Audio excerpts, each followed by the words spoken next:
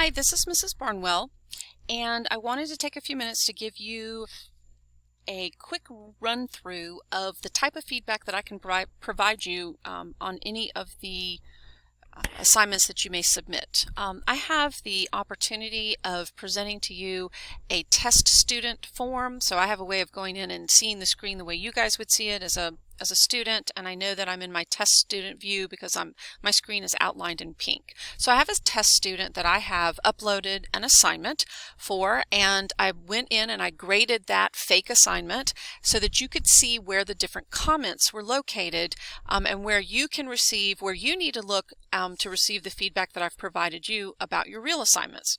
So again, in my test student, I'm going to come over here and have a look at the grade. And I've graded this, but I'm going to pretend like I'm the test student for just a moment. And here is the scientific inquiry lab. And you notice that the student made a 0 on this particular lab. Remember, it's a fake assignment out of 100. And then over here, okay, over here, you'll see these little thought bubbles. Okay, this is going to be important to you, and then this little checklist. All right, so these are important things for you to take a look at. So let's take a moment and acknowledge that there's two ways you can see both of that type of information. You can actually select the assignment itself, and in doing so, that means that you could review the actual document that you submitted. You can view my feedback, you can see the comments that I have here, or you can view the rubric. That's one way you can go about looking at that information. The other way that you can go about looking at that information, though, is to just use that little thought bubble or that little checklist that's here. Okay, so instead of just clicking on the lab itself, this information, you're going to see it the same regardless of how you approach it. So there's a couple different ways I'm trying to show you here.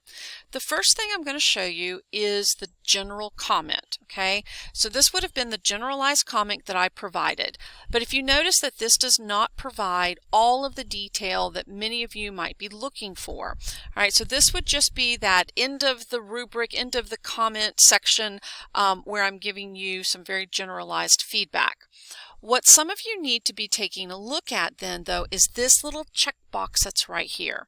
Okay, and by selecting that checkbox, you're going to actually see the rubric, and you're going to see the rubric, and you're going to see the comments that I have left for you in the rubric. Now, as I'm grading a particular assignment, and again, this was a fake assignment, all it had was the headers. It didn't have any content in it. That's why you'll see all of the zeros that are here. I will go through the rubric, I will award points based on the quality of the work, and you'll see what you got out of each point value per section of the rubric. And then here I took the time to add comments.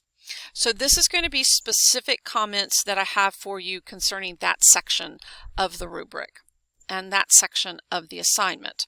Now, not every single section of the rubric will have a comment. If you scored very well and you earned full points for that section, chances are I'm going to select it, give you and award you the full points, and then write a comment at the very bottom that talks about the strengths of the assignment that you submitted. Okay.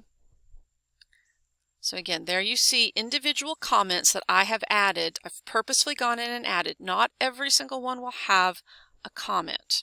Okay. All right, so that is me adding feedback on specific sections of the assignment for you to look at. Here again is the, I'm going to close this, and then here again, there's closing the rubric. Here's where you would see just that generalized comment at the very bottom of the rubric. But let's also take a look at some things that you might see within the assignment itself. So this is preview your submission and view your teacher feedback if available. All right. So by looking at this feedback, there may be times I go in and I might highlight. So I have the option to highlight. I may go in and highlight information. I might leave you a little text block that is specific to a certain portion, okay, of the assignment. So if you come up here, you you might have some feedback that is located right in this area. So again, 3 specific places that you can look for feedback from me. The generalized feedback block that's at the bottom of the rubric, the rubric itself with the comments at each section, okay?